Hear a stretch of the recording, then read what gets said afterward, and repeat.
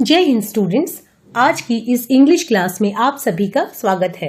Students, आज इस class में हम आपकी इंग्लिश की ब्रिज कोर्स की स्टूडेंट्स वर्कबुक से यूनिट नंबर 13 जिसका नाम है इंस्पायरिंग पर्सनैलिटीज, यानी इंस्पायरिंग मतलब प्रेरणा देने वाली और पर्सनैलिटीज मतलब व्यक्तित्व, मतलब इस यूनिट का शीर्षक यानी टाइटल हुआ प्रेरणा देने वाले व्यक्तित्व को कंप्लीट करेंगे।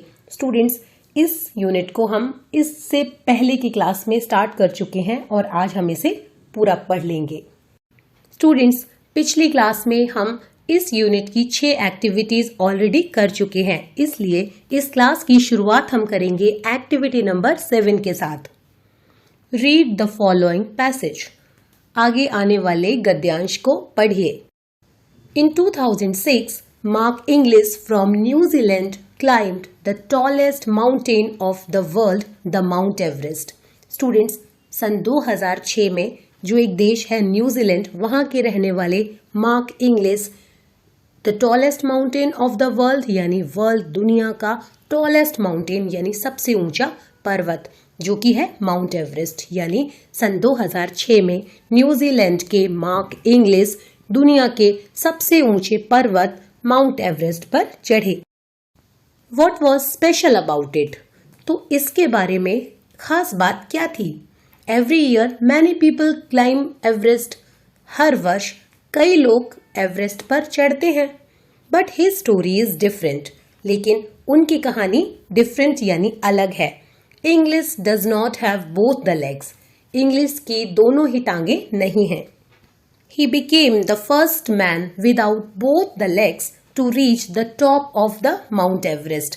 बिना टांगों के माउंट एवरेस्ट के टॉप यानी शिखर पर पहुंचने वाले वह पहले व्यक्ति बने। English lost his legs early. Early मतलब जल्दी। इंग्लिस ने अपनी टांगे जल्दी खो दी। He was working as a mountain guide in New Zealand. वह न्यूजीलैंड में एक माउंटेन गाइड के रूप में कार्य कर रहे थे। स्टूडेंट्स, माउंटेन गाइड यानी पर्वतों पर जो मार्गदर्शन का कार्य करता है। जो लोग पर्वतों पर चढ़ने या पर्वतों पर घूमने आते हैं, एक माउंटेन गाइड उनको रास्ता दिखाता है। He was caught in a snowstorm.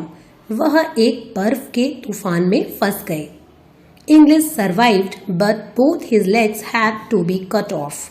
English survive कर गए यानी कि इंग्लिस जीवित तो रह गए, लेकिन उनकी दोनों टांगे काटनी पड़ी। स्टूडेंट्स, सरवाइव का मतलब होता है जीवित बचना या जीवित रहना। English climbed Everest with artificial limbs specially made for climbing. English Everest पर आर्टिफिशियल लिम्स, स्टूडेंट्स लिम्स का मतलब होता है हाथ या पांव, आर्टिफिशियल मतलब कृत्रिम, तो कृत्रिम पैरों से जो कि खास तौर पर चढ़ाई के लिए ही बनाए गए थे, उन कृत्रिम टांगों के साथ इंग्लिस माउंट एवरेस्ट पर चढ़े। He joined a small list of climbers.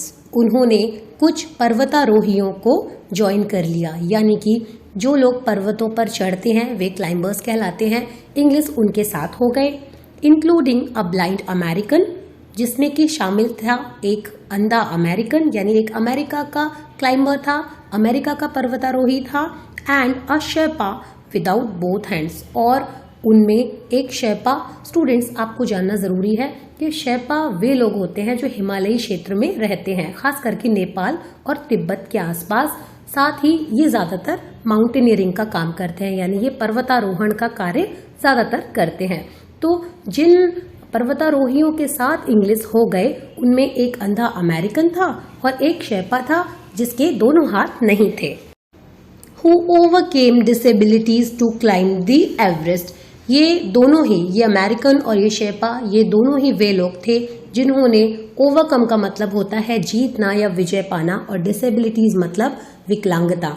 तो इन दोनों ने ही अपनी विकलांगता पर विजय प्राप्त की थी एवरेस्ट पर चढ़ाई करने के लिए। Inglis is also a professional ski guide and a cyclist.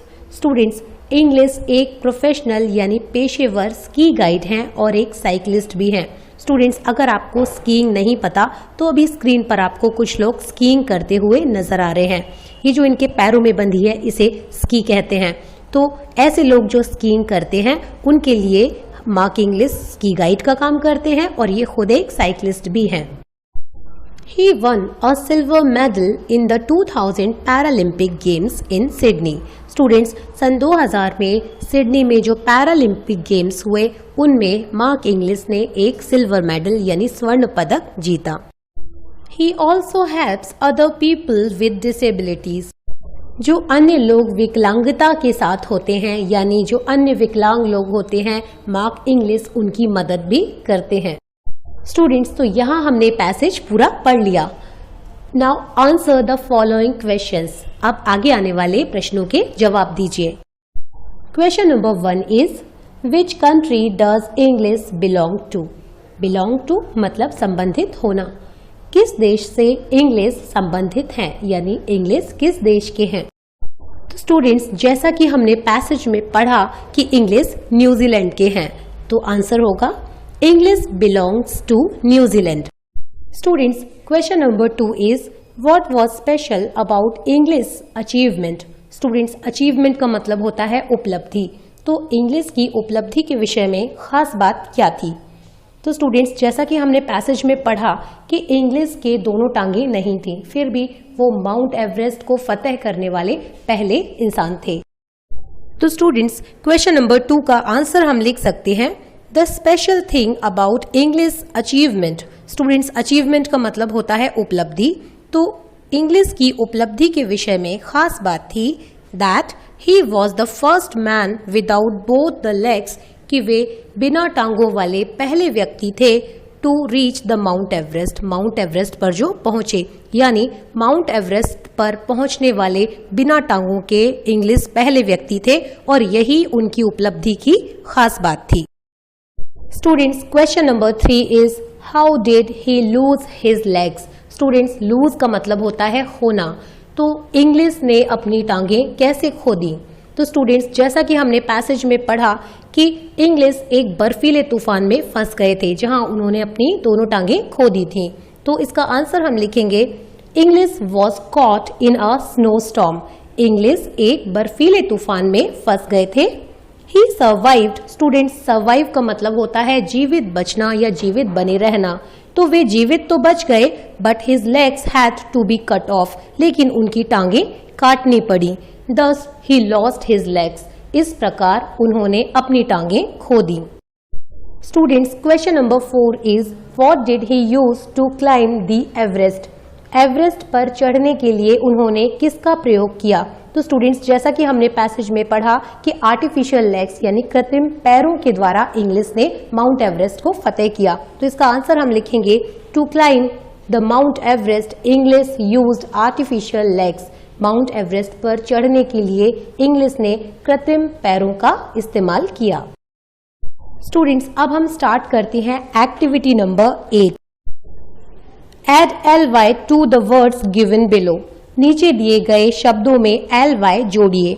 N example has been done for you. एक उदाहरण आपके लिए किया गया है। स्टूडेंट्स, अब स्क्रीन पर जो वर्ड्स आपको दिए जाएंगे उनमें आपको ly जोड़ना है और नए वर्ड्स फ्रेम करने हैं। ऐसा करने से आप एडवर्ब्स बनाएंगे जिन्हें हिंदी में विशेष्य कहा जाता है।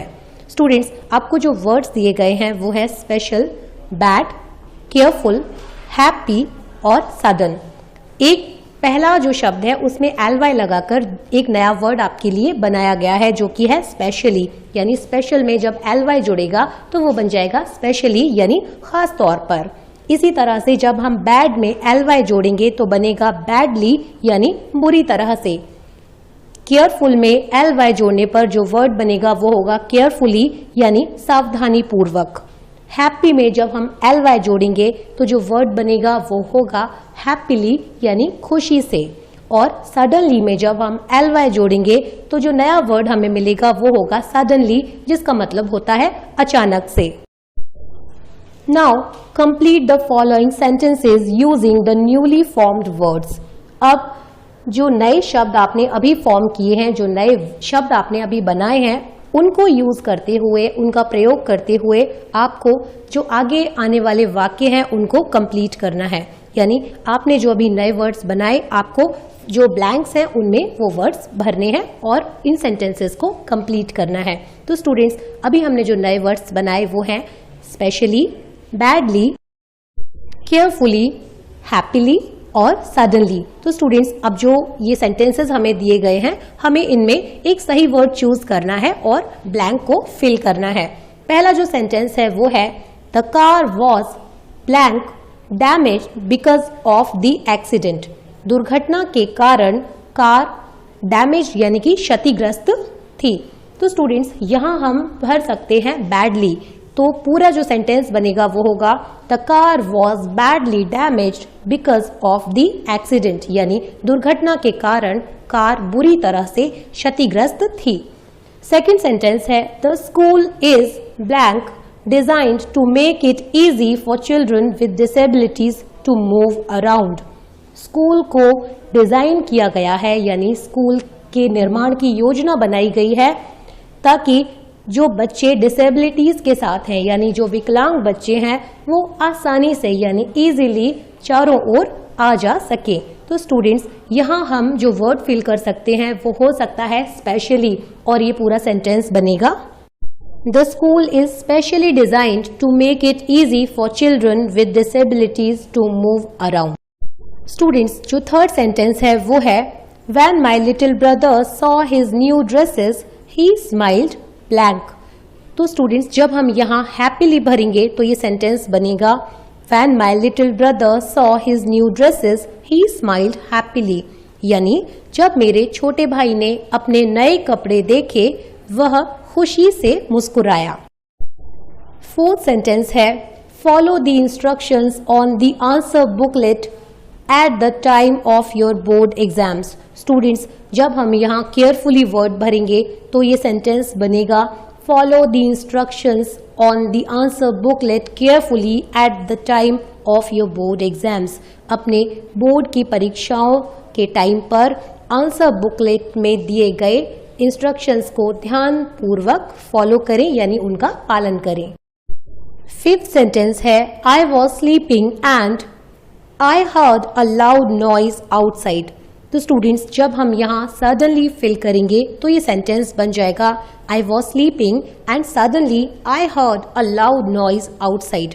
मैं सो रहा था और मैंने अचानक से एक जोर का शोर बाहर सुना, यानी मैंने काफी सारा शोर बाहर से सुना। स्टूडेंट्स, अब हम स्टार्ट करते हैं activity number 9। Convert the following into negative sentences. आगे आने वाले वाक्यों को नेगेटिव सेंटेंसेस यानी नकारात्मक वाक्य में कन्वर्ट कीजिए यानी बदलिए। An example has been done for you. एक उदाहरण आपके लिए किया गया है। राज हैज अ कार। राज के पास एक कार है। और स्टूडेंट्स, आपको एग्जाम्पल के तौर पर इसका नेगेटिव सेंटेंस बनाकर दिया हुआ है Raj does not have a car. Raj के पास एक कार नहीं है। ठीक इसी तरह से आपको भी दिए गए सेंटेंसेस के नेगेटिव सेंटेंसेस बनाने हैं। तो स्टूडेंट्स, सेकंड सेंटेंस आपको दिया गया है Simran knows the answer to the questions. Simran को प्रश्नों के उत्तर पता है या सिमरन प्रश्नों के उत्तर जानती है। स्टूडेंट्स, इस सेंटेंस का जब आप नेगेटिव सेंटेंस बनाएंगे तो क्योंकि सिमरन सिंगुलर यानी एक वचन करता है, इसलिए सिमरन के साथ आप डज का प्रयोग करेंगे और फिर नॉट का प्रयोग करते हुए आप इस सेंटेंस का नेगेटिव सेंटेंस बना देंगे। तो ये सेंटेंस बनेगा Simran does not know the answer to the questions. Simran को प्रश्नों के उत्तर नहीं पता है। स्टूडेंट्स, एक बात का आपको ध्यान रखना होगा कि जब आप डज का प्रयोग करेंगे तो फिर आप वर्ब की फर्स्ट फॉर्म लगाएंगे, आप उसमें एस या ईएस नहीं लगाएंगे। थर्ड सेंटेंस है जय सिंग्स ब्यूटीफुली। जय खूबसूरती के साथ गाता है। स्टूडेंट्स, जब आप इसका नेगेटिव सेंटेंस बनाएंगे तो आप देखेंगे कि जय भी सिंगुलर सब्जेक्ट है, यानी जय एक वचन करता है, इसलिए इसके साथ नेगेटिव बनाने के लिए डज का प्रयोग होगा, साथ ही वर्ब की फर्स्ट फॉर्म का यूज किया जाएगा। तो स्टूडेंट्स, इसका नेगेटिव सेंटेंस हम बनाएंगे जय डज नॉट सिंग ब्यूटीफुली। जय खूबसूरती के साथ नहीं गाता है। फोर्थ सेंटेंस है Veeru pledge hockey. Veeru hockey खेलता है। ठीक इसी तरह से इसका नेगेटिव सेंटेंस बनाने के लिए हम डज का यूज करेंगे। डज के साथ नॉट आएगा, लेकिन वर्ब की फर्स्ट फॉर्म का यूज किया जाएगा और ये सेंटेंस बनेगा Veeru does not play hockey. Veeru hockey नहीं खेलता है। फिफ्थ सेंटेंस है Navjot Kaur acts in movies. Navjot Kaur movies यानी फिल्मों में अभिनय करती है। और स्टूडेंट्स जब हम इसका नेगेटिव सेंटेंस बनाएंगे तो डज का यूज करेंगे, साथ में नॉट का यूज होगा और मेन वर्ब की फर्स्ट फॉर्म का प्रयोग भी किया जाएगा। तो ये सेंटेंस बनेगा Navjot Kaur does not act in movies, यानी नवजोत कौर फिल्मों में अभिनय नहीं करती है। स्टूडेंट्स अब हम स्टार्ट करते हैं activity number 10। Paste the picture of a person by whom you are inspired most and write 5 sentences about him or her. Students, यहाँ एक ऐसे व्यक्ति जिसके द्वारा आप काफी प्रेरित हुए हैं, उनकी एक पिक्चर यानी एक तस्वीर को आप पेस्ट कीजिए, यानी यहाँ आप एक तस्वीर उनकी लगाइए और उनके बारे में 5 वाक्य लिखिए। तो स्टूडेंट्स ये आप पर निर्भर है कि आपको किसने सबसे ज्यादा प्रेरित किया है। मुझे एपीजे अब्दुल कलाम ने बहुत ज़्यादा प्रेरित किया है, इसलिए स्क्रीन पर अभी आपको एपीजे अब्दुल कलाम की तस्वीर नजर आ रही है। तो स्टूडेंट्स चलिए अब एपीजे अब्दुल कलाम के बारे में ही हम 5 सेंटेंसेस लिखते हैं। I am highly inspired by APJ Abdul Kalam. मैं एपीजे अब्दुल कलाम से बहुत ही ज़्यादा प्रेरित हूँ। ही was the 11th president of India. वह भारत के 11वें राष्ट्रपति थे। He is known for his simplicity, kindness and positive thinking. वह अपनी simplicity मतलब सादगी, kindness मतलब दया and positive thinking मतलब सकारात्मक सोच, यानी वे अपनी सादगी, दया और सकारात्मक सोच के लिए जाने जाते हैं। He was very humble and down to earth. Students humble का मतलब होता है विनम्र और डाउन टू अर्थ का मतलब होता है जमीन से जुड़ा हुआ। मतलब वह बहुत विनम्र और जमीन से जुड़े हुए थे। He is the most lovable president ever. Students lovable का मतलब होता है प्रेम करने योग्य या प्यारा। तो इस सेंटेंस का मतलब हुआ कि वह अभी तक के सबसे ज्यादा प्यार किए जाने वाले राष्ट्रपति हैं, यानी कि अभी तक जितने भी राष्ट्रपति हुए हैं उनमें सबसे ज्यादा प्यार एपीजे अब्दुल कलाम से किया गया है। स्टूडेंट्स इसी तरह से एपीजे अब्दुल कलाम के बारे में या फिर किसी और व्यक्तित्व, किसी और पर्सनैलिटी के बारे में जिससे आप काफी इंस्पायर हुए हो, आप 5 सेंटेंसेस या उससे ज्यादा वाक्य भी लिख सकते हैं। स्टूडेंट्स अब हम देखते हैं कि इस यूनिट में आपने कौन से नए वर्ड्स सीखे, क्योंकि जब तक हम नए वर्ड्स नहीं सीखेंगे हमारी वोकैबुलरी यानी हमारा शब्दकोश रिच नहीं होगा। यानी जितने ज़्यादा हमारे शब्दकोश में शब्द होंगे उतना ही हम किसी भी भाषा से परिचित होते जाएंगे और उसके साथ हम फिर कंफर्टेबल हो जाएंगे। तो स्टूडेंट्स इस यूनिट में हमने जो नए वर्ड्स सीखे उनमें से कुछ वर्ड्स यहाँ दिए गए हैं, जैसे नॉन कोऑपरेशन मूवमेंट यानी असहयोग आंदोलन, फ्रीडम मतलब आज़ादी, प्रिजन यानी जेल या कारावास, बॉर्न यानी पैदा हुआ, प्रोटेक्ट मतलब बचाना, डेली रूटीन मतलब दिनचर्या, मॉडल यानी नमूना, क्लाइम मतलब चढ़ना, स्नोस्टॉर्म यानी कि बर्फीला तूफान, वन मतलब जीता, मेडल यानी पदक। स्टूडेंट्स ये सबसे पहला जो वर्ड है नॉन कोऑपरेशन मूवमेंट, आप याद रखें कि इसका ये जो एन है ये भी स्मॉल नहीं कैपिटल लेटर में बनेगा। स्टूडेंट्स अब हम आते हैं प्रैक्टिस एरिया में, यानी अब हम थोड़ा अभ्यास कार्य करते हैं। Write an application to your principal for 2 days sick leave. Sick leave यानी कि बीमारी के कारण छुट्टी। तो बीमारी के कारण छुट्टी के लिए 2 दिन के अवकाश हेतु आवेदन पत्र अपने प्राचार्य को लिखें। स्टूडेंट्स क्योंकि ये एप्लीकेशन बोर्ड एग्जाम्स में अक्सर पूछी जाती है और आपके स्कूल डेज में और आगे भी ये एप्लीकेशन आपके बहुत काम आएगी, इसलिए आपको इसे अच्छी तरह से सीखना चाहिए। 2. The principal government higher secondary school Subhash Nagar Bhopal MP। Students सबसे पहले आप यहाँ 2 लिखना चाहें तो लिखें, और अगर आप यहाँ 2 नहीं लिखते तो भी इससे कोई फर्क नहीं पड़ेगा। आप चाहें तो एप्लीकेशन को सीधे द प्रिंसिपल से भी स्टार्ट कर सकते हैं, यानी स्टार्टिंग में लेफ्ट हैंड साइड यानी बाईं तरफ आपको सबसे ऊपर जिसको आप ये एप्लीकेशन लिख रहे हैं आपको उनका पद लिखना है। क्योंकि ये एप्लीकेशन अभी हम प्रिंसिपल को लिख रहे हैं तो यहाँ हम लिखेंगे द प्रिंसिपल। अगली लाइन में आपको आपके स्कूल का नाम और पता लिखना है और उसके बाद आपको एक लाइन छोड़ देनी है और अगली लाइन में आपको डेट लिखनी है। स्टूडेंट्स, डेट के लिए आप पहले मंथ का नाम लिख सकते हैं, उसके बाद तारीख, उसके बाद एक कॉमा के बाद आप सन लिखेंगे। इसके डेट को लिखने के और भी कई फॉर्मेट्स हैं, बट आप कोई एक फॉर्मेट जो सही हो उसे याद रखें और उसे लिखें। स्टूडेंट्स, डेट लिखने के बाद आप एक लाइन छोड़ें और उसके बाद आप लिखें सब्जेक्ट। सब्जेक्ट में एप्लीकेशन फॉर सिक लीव यानी बीमारी के लिए छुट्टी के लिए आवेदन पत्र। इसके बाद फिर एक लाइन छोड़कर आप लिखें सैल्यूटेशन यानी संबोधन, यानी जिसके लिए आप ये एप्लीकेशन या आवेदन पत्र आप जिसको लिख रहे हैं आप सर या मैडम लिखें और उसके बाद एक कॉमा लगाएं।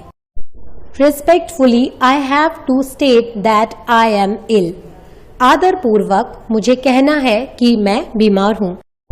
स्टूडेंट्स, हो सकता है पिछली क्लासेस में आपने आई बैक टू स्टेट लिखना सीखा हो। स्टूडेंट्स, जब ब्रिटिश रूल था, जब अंग्रेजों का शासन था, तब हमें हर बात के लिए याचना करनी पड़ती थी, लेकिन क्योंकि अब हम स्वतंत्र हैं तो इसलिए अब हमें आई बैक लिखने की आवश्यकता नहीं है। इसलिए आप आदत डालें कि आप लिखें आई हैव टू स्टेट यानी मुझे कहना है दैट आई एम इल कि मैं बीमार हूँ।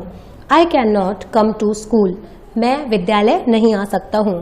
Kindly grant me leave for 2 days, दयापूर्वक मुझे 2 दिन का अवकाश प्रदान कीजिए।